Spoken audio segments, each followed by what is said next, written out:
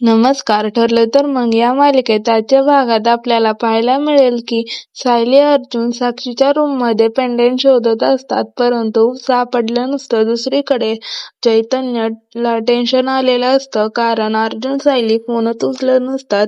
साक्षी मैफत निघाले असतात घरी जायला. चैतन्य तर सारखा कॉल करत असतो, पण अर्जुन तर फोनच उचलत नसतो. अर्जुनला लॉकरची चावी सापडते आणि तो सायलीकडे देऊन सायली लॉकर उघडते आणि तिथे दागिन्याचे बॉक्स असतात. त्यामध्ये पाहते तर सोन्याच्या चेनमध्ये पेंडंट असतं, ते सुद्धा अर्धवट असतं. तिला तर खूप आनंद होतो आणि ती म्हणते, हेच आहे ते पेंडंट, येस लावाचा अर्धवट. तिला तर खूप आनंद होतो.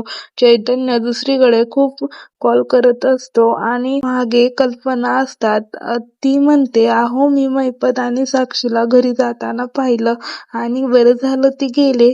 त्यांचं बोलणं चैतन्य ऐकत असतो आणि त्याला तर खूप भीती वाटते. ती तर अर्जुनला कॉल करत असतो, तो तर उचलतच नसतो. सायली अर्जुनला तर खूप मोठा पुरावा लागलेला असतो, पण तो तिथूनच ठेवून जावा लागेल असे सायलीला म्हणतो आणि सायली म्हणते, असं का? पुरावा दाखवायला लागेल ना आपल्याला. चैतन्य सायलीला कॉल करत असतो, पण ती तर काय उचलत नसते. चैतन्याला तर खूप टेन्शन आलेलं असतं. ते म्हणतो, हे दोघे माझा फोनच उचलत नाही आणि त्यांना मैफत आणि साक्षीने पकडलं तर.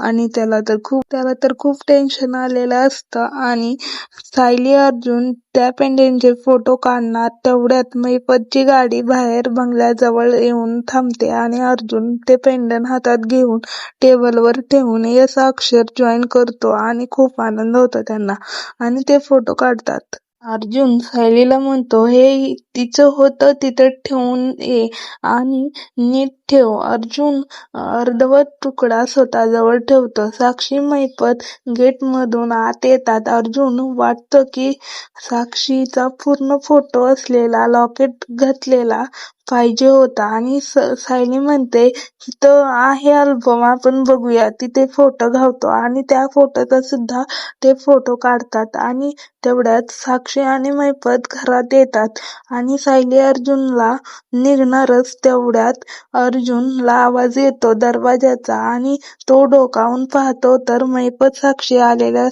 अर्जुन म्हणतो, आपण इथून जावं लागणार आणि तो गॅलरीत जातो आणि समोर पाहतो तर 1 मिनिट. सायलीला म्हणतो, आपण रूम मध्ये जातो आणि एक बेडशीट घेऊन येतो. तो एकत्र करून त्यावरून खाली दोघे उतरतात. साक्षी रूम मध्ये येते तर समोर दृश्य पाहते तर खूप घाबरते. सगळं अस्ताव्यस्त पडलेलं असतं, फाईल्स दागिने पडलेले असतात. तिला जर धक्का बसतो. अर्जुन सायली खाली उतरून लपून बाहेर जातात. साक्षी गॅलरीमध्ये येते आणि तिला जर धक्का बसतो आणि म्हणते, कोणी बांधलं हे?